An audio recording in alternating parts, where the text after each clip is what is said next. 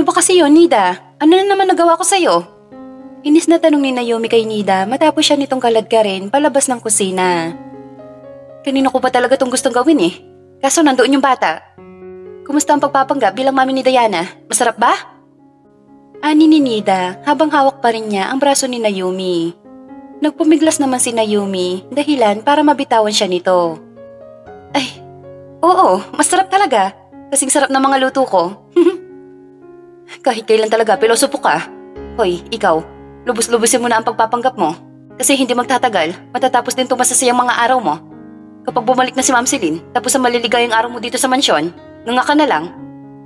Eh di kapag bumalik, eh di chupin na ako. Ganun ang life. Sabay hawin nito ng buhok papunta sa likod. Tsaka sa tingin mo ba, papayagan pa siya ni Sir Franco na tumungtong dito? Pagkatapos niyang iwan at pabayaan ng sarili niyang anak? Huwag kang pakakasiguro, Yumi. Dahil hindi mo alam kung gaano kamahal ni Sir Franco si Ma'am Celine. Kung yung wala ngang anak na nag-uugnay sa kanila eh nagkakabalikan pa, sila pa kaya na may Diana? Bahagya na tahimik si Naomi dahil sa sinabing yun ni Nida. Batid niyang may punto ang malditang kasambahay. Wala naman ako magagawa kung sakali magkabalikan sila. Eh buhay nila yon. Relasyon nila yon. Basta ako, trabaho lang ang lahat sa akin. Walang personalan. Talaga lang ha? Wala ba talaga? Eh feel na feel mo nga ang pagiging mami ng bata eh. Tsaka ang pagbubuhay mayaman dito. Kahit ang totoo, peking ina ka lang naman. Sabihin mo na kung anong gusto mong sabihin sa akin, maldita ka. Basta ako, nagtatrabaho para sa pamilya ko. Para sa tatay kong paralyzed at sa pangarap ko. Napakadami mo namang time para pag-aksayahan ng pangingialam sa buhay ko. Sumasahod ka ba sa ginagawa mo? Aba, lumalaban ka na? So ano, mayabang ka na? Kasi may papel ka na sa bahay na to? Hindi lang papel, may ballpen din ako. Hiramin mo minsan, magsulat ka sa diary mo. Tsa, ang yabang na nga. Hoy, ante, babagsak ka rin. Hindi bali na, basta pababa, wag lang pataas. Kahirap kaya kapag pataas ka nalaglag, di ba? Pamimiloso po ng dalaga upang mainis lalo sa kanya ang malditang si Nida. Tsaka isa pa, di ba sabi ko sa'yo wag ka lalapit kay Sir Francis? Eh bakit lapit ka pa rin ng lapit? Aha? Kailan? Kailan mo sinabi na wag ako lumapit? Sa pagkakatanda ko, ang sinabi mo mag-iingat ako sa kanya. Hindi mo sinabi na wag akong lumapit. Ganun na rin yon. Magkaiba yon, tangyak naman to. Paano naman magkapareho yung mag-ingat sa lumapit?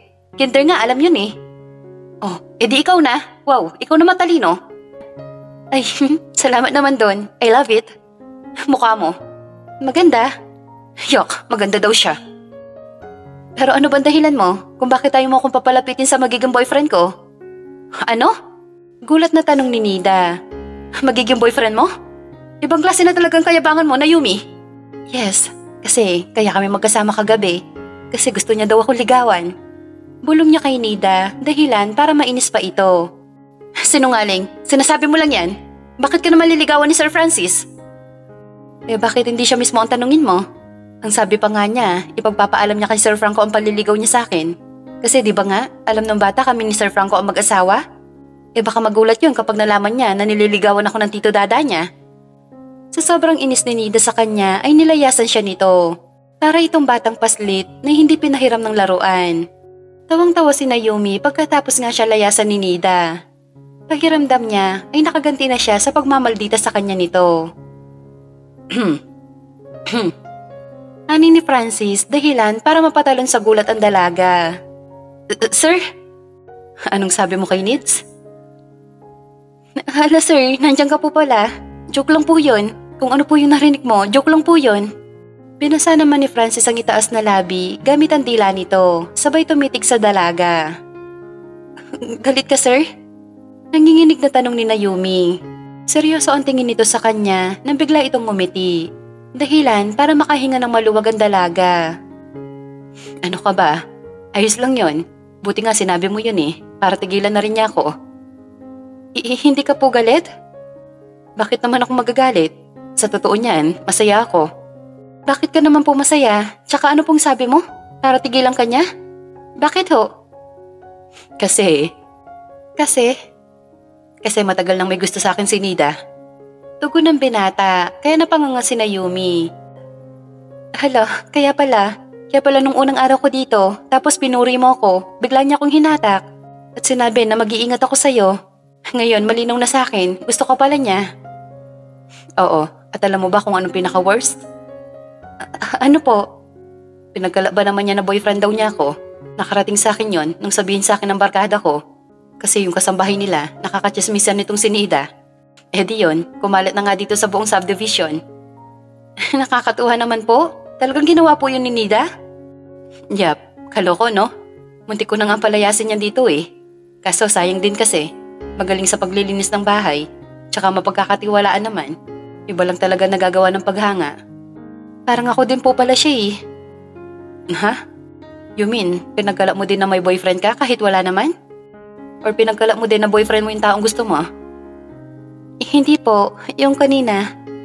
Di ba sabi ko po sa kanya liligawan mo ako? Paano po yan kapag may pinagsabihan siya? Naku, nakakahiya. Sorry talaga sir. Babawiin ko na lang po ang mga sinabi ko sa kanya. No, don't do that. Hayaan mo siyang maniwala. Alam mo, ganyan sa'yo ang gusto kong babae. Po? Mabait, pero palaban. Ay, akala ko kung ano na eh. Tama yan, huwag ka magpapaapi. Mabait naman yung si Nida. Ewan ko ba kung bakit ang init ng ulo sa'yo. Yung si Nida, lola lang niya ang nagpalaki sa kanya. Noong naghiwalay ang mga magulang niya, ibinigay siya ng nanay niya sa lola niya. Wala rin siyang kapatid na nakasama. Kaya nung namatay ang lola niya, mag-isa na lang siya sa buhay. Ang lungkot po pala ang naging buhay ni Nida, sir. Tama ka, kaya pagpasensyahan mo na lang siya minsan. Pero kung lumalabis na, isa ko muna. Kasya sa sako yan, maliit lang naman. Grabe ka sir ha, bad yun. Biro lang. Sige na, pakihanda na yung iniluto niyo ni Diana. Gutom na ako eh. Sige po. Tugon ng dalaga at agad na bumalik sa kusina. Mami, aalis ka? Saan ka po pupunta? Tanong ng bata sa ina-inahan nito nang makita niya naglalagay ito ng damit sa bag. Oo anak eh. Saan ka po pupunta? Uuwi ako sa bahay. Bahay po? Di ba po ito po ang bahay natin? Oo pala baby. Ang ibig ko sabihin, bahay nila nanay at tatay. Kila lolo at lola ko po? Uuwi ka po sa kanila? Sama naman po ako, mami. Please po. Ngunit biglang dumating si Franco. Sige anak, sumama ka sa mami mo, pauwi kila lola mo. Nalaki ang mga matang itinigil ni Naomi ang ginagawa at agad niyang hinila palabas ng kwarto ang amo. Tinanong pa niya ang batang naiwan sa loob. Sir, ano ba? Seryoso ka talaga? Ipapasama mo sa akin si Diana? Eh hindi nga nila alam ni nanay at tatay ang ginagawa ko. Hindi mo pa pala nasabi sa kanila? Siyempre hindi po, tsaka ayoko po. Magagalit si nanay sa akin, lalo na si tatay. Lalo na siya po ang dahilan kung bakit ako pumayag sa gusto mo. Kaya please sir, pigilan mo yung bata. Hindi mo ba siya mapagbibigyan? Paano nga po?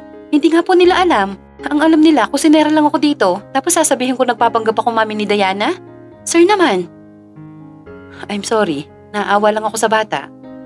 Mami, Daddy, hindi po ba talaga pwede? Lumabas na rin pala ito mula sa kwarto. Lumapit naman si Naomi at lumuhod dito sa harapan ng bata. Next time na lang baby ha, kasi may ubod sipon sila nanay at tatay eh. Ayoko naman na mahawa ka sa kanila. Pero promise ko, kapag magaling na sila, ililibot kita doon.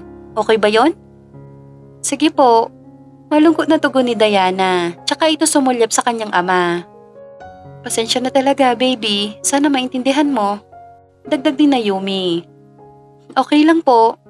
Tsaka ito bumalik sa kwarto at nahiga sa kama. Tumayo si Naomi at muling humarap kay Franco.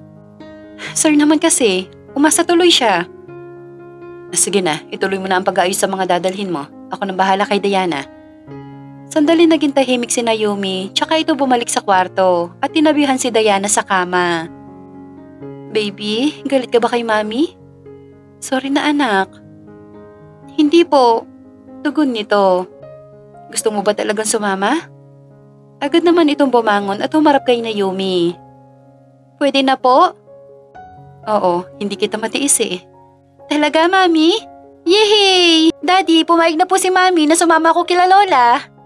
Sigaw nito kahit nasa pinto lang naman ng ama. Sure ka ba, Han?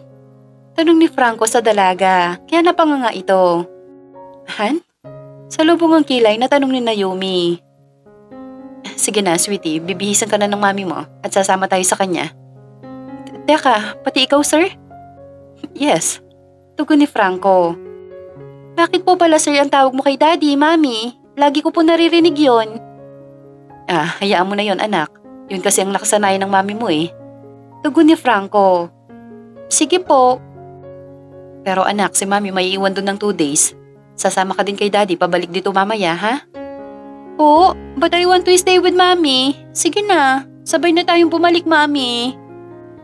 Anak, hindi talaga pwede. May aasikasuhin din kasi si mami mo. Okay po, pero happy na din po ako kasi makikilala ko na po sila lolo. Inalagaan din po ba nila ako nung baby pa ako?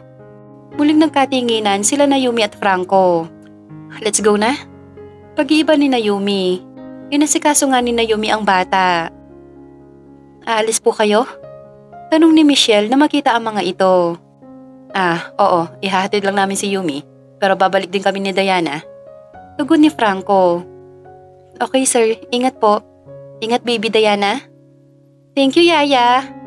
Tsaka ito yumakap kay Michelle. Ate, where na ba you? Text ni Natalie sa kanyang ate Yumi. Agad nga nireplyan ni Naomi ang kapatid nang mabasa niya yon. Nandito pa kami sa bahay, paalis pa lang. Kami? Paano kami? May kasama kang uuwi dito? Oo, si Sir Franco at yung anak niya. Talaga ba? Nakakatuwa naman. Buti na lang naglinis kami ng nanay ng bahay. Pupunta pala ulit si Sir Franco dito. Pero Nats, kung ano man yung maririnig nyo mamaya, pwede ba sakyan nyo na lang? Tsaka ako na ipapaliwanag, mahirap magpaliwanag sa text. Hindi kita maintindihan ate, ano sasakyan? Basta, sakyan nyo na lang lahat ng sasabihin ko, sasabihin ng bata. Okay, kahit di ko talaga gets.